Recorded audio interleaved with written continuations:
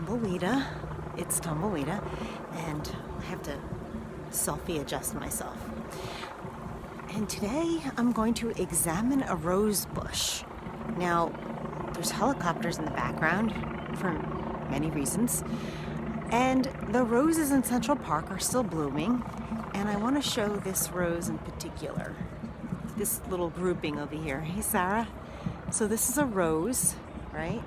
Blooming, and I want you to see the little ball under. I'm gonna do a flip. I'm gonna do a flip so I can show you. See, these are the buds, right?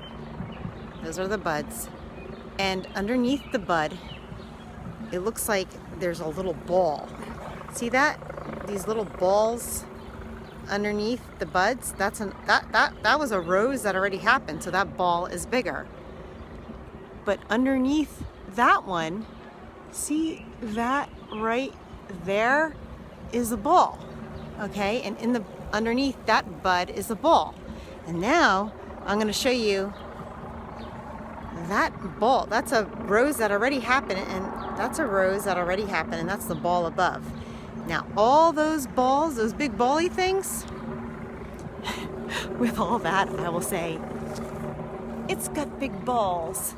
And it's got the biggest balls of them all. Well, I just want to say that those are rose hips. This right here, this big ball right here is the rose hips. That's where you get rose hip vitamin C. Thanks, Sarah. Important to stop and smell the roses. Yes. I noticed that the white roses are super fragrant, but any other rose, like this pink one, let me see. I don't know, it has some scent, but the white roses are the most fragrant. Should I put my sniffer in there? Should I put my schnozzle in there again? There's only 2 ethnic groups that have schnozzles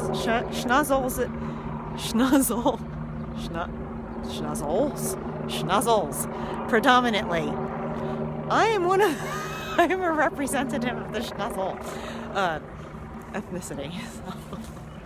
So these are the last bits of roses, but they seem to be blooming intermittently.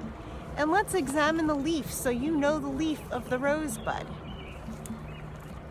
It is one leaf, one solid oval leaf, and they appear opposite.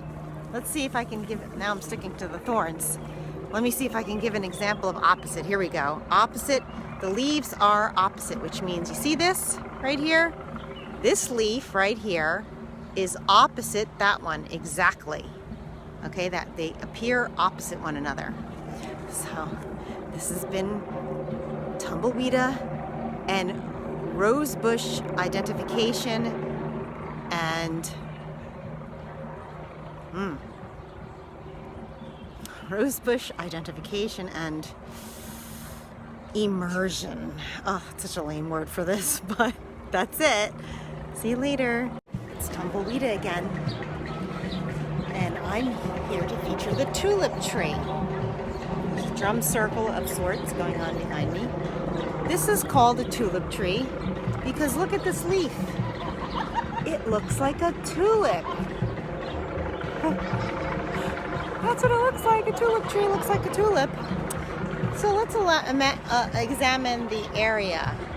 That looks like it grows in whorls. And this is new buds, new shoots of sorts. So you have little tiny tulip. Hey, Nick.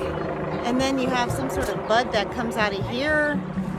There's a lot going on here with this tulip tree. It seems like it's still blooming new shoots of leaves. So let me take a shot of this whole thing here. I'll flip around. Oh, it's too contrasty. Let's go over here more. It's very contrasty and probably very noisy. And the bark is pretty smooth. I think that's all I'm going to feature for the tulip tree. It's a little difficult in this area, but there are a number of tulip trees in Central Park. Not tons and tons, but there's also Chinese tulip trees. Okay, so these leaves look like they grow in whorls. And hey, Andy, and just for you, Andy, I'm featuring the tulip tree. I did it before.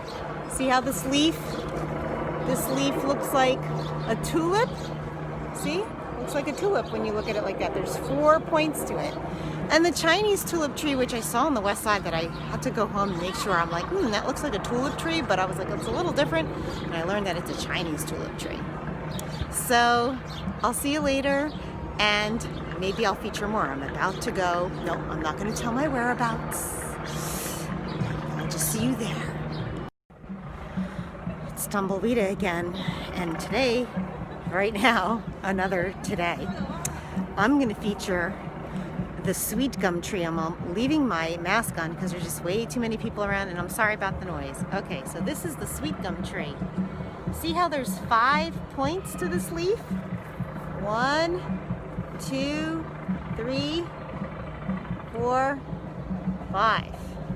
Wow, look at that. 5 points makes a Sweetgum tree. And I'll show you, it's probably contrasty again. But look at this tree. That's gotten some nice light on it. Thanks, Nick. And let's look at the bark. This is a very young one. But the bark is kind of smooth-ish with, it doesn't look smooth, but I would consider that smooth and gray. And it looks like the leaves are growing oralishly as well. Look at that, see? So these are the Sweetgums. And I think Sweetgum, maybe I'll visit later in the season if my life allows me to live long enough to come back here and well, live long enough, yes, I hope I do. But also to have a life where I can come to the park and bring you the Sweetgum, because I think the Sweetgum tree creates these balls that are sticky and sweet probably. So I'm going to reveal my location. That's the location. Leave a comment below to know if you know where I am. I'll give you a hint. This location you can see in that amazing movie, The Highlander, with the gorgeous blonde Christopher Lambert. And a story and a Tumbleweeda time. Masked Tumbleweeda. Mask by Tao Massage. My sister, Vivian. We gotta get out of here if you guessed it. I'm giving away my location. See you later.